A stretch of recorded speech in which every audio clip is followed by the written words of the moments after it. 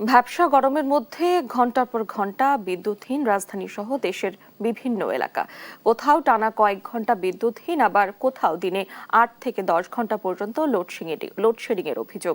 বিদ্যুৎ উৎপাদনের প্রধান জ্বালানি গ্যাসের তীব্র সংকট, এর সঙ্গে কয়লা সরবরাহে বাধা, দুয়ে মিলে ফের ভয়াবহ রূপ নিয়েছে দেশের বিদ্যুৎ ঘাটতি।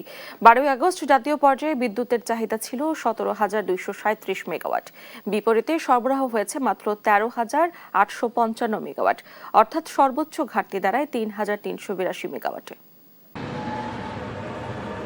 12 আগস্ট জাতীয় পর্যায়ে বিদ্যুতের চাহিদা ছিল 17,237 মেগাওয়াট, বিপরীতে সরবরাহ হয়েছে মাত্র 13,855 মেগাওয়াট, অর্থাৎ সর্বোচ্চ ঘাটতি দাঁড়ায় 3,382 মেগাওয়াটে, যা জাতীয় চাহিদার প্রায় 80% বিদ্যুৎ সরবরাহ করা সম্ভব হয়েছে। ঘাটতি থেকেছে প্রায় 20%। আর এই ঘাটতি সামাল দিতে গিয়ে দেশের বিভিন্ন অঞ্চলে চলছে দফায় দফায় লোডশেডিং। গত 6 আগস্ট গড়ে প্রতি ঘন্টায় লোডশেডিং ছিল 335 মেগাওয়াট, পরদিন 7 আগস্ট তা বেড়ে দাঁড়ায় 740 মেগাওয়াট। 8 আগস্টে লোডশেডিং লাফিয়ে বেড়ে দাঁড়ায় 2,167 মেগাওয়াটে। এরপর ঘাটতি চলে যায় 3,000 মেগাওয়াটের উপরে। মাত্র 4 দিনের ব্যবধানে লোডশেডিং বেড়ে যায় কয়েক গুণ। 10 আগস্ট সর্বোচ্চ ঘাটতি ছিল 3,757 মেগাওয়াট। সংকটের পেছনে বড় কারণ হয়ে দাঁড়িয়েছে গ্যাস সরবরাহ। 21 জুলাই মহেশখালীর একটি এলএনজি টার্মিনালে অগ্নিকাণ্ডের পর গ্যাস সরবরাহে বড় ধাক্কা আসে।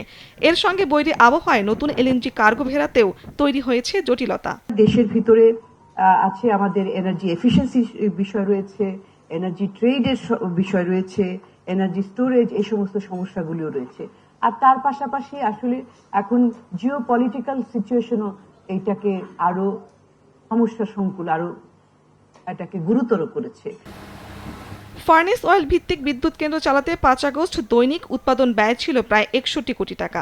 মাত্র 3 দিনের ব্যবধানে 8 আগস্ট সেই ব্যয় বেড়ে দাঁড়ায় প্রায় 90 কোটি টাকা। এদিকে দীর্ঘ সময় লোডশেডিংয়ে গ্রাহকদের মাঝে শুধু জনভোগান্তি বাড়ছে না, বাড়ছে ক্ষোভও। পরিস্থিতি সামলাতে 80টি পল্লী বিদ্যুৎ সমিতি সহ অন্যান্য বিদ্যুৎ সংস্থা সাবস্টেশন ও স্থাপনা নিরাপত্তা চেয়ে পুলিশের কাছে আবেদন করেছে। সংকট মোকাবেলায় বিদ্যুৎ সাশ্রয়ের উপর জোর দিয়েছে বিদ্যুৎ বিভাগ।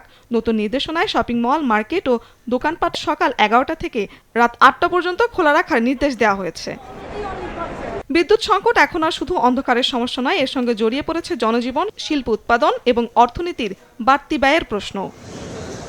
শারমিন পুতুল, দেশ টিভি, ঢাকা।